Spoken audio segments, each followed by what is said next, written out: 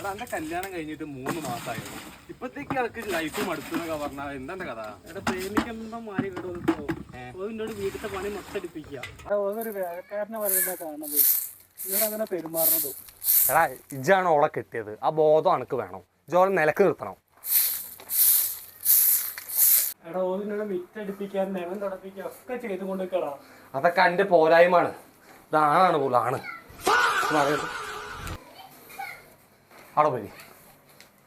ഇതൊക്കെ എൻ്റെ പോരായ്മയാണ്. എടാ ഒരു ആണെന്ന് പറഞ്ഞു കഴിഞ്ഞാൽ ആണിൻ്റെ താഴെയാണ് പെണ്ണിൻ്റെ സ്ഥാനം, അല്ലാതെ പെണ്ണിനല്ല മുകളിലുള്ളത്. ഇതൊക്കെ ഇജ് വരച്ച വരെ നിർത്തി കഴിഞ്ഞിട്ടാണ് എൻ്റെ പ്രശ്നം.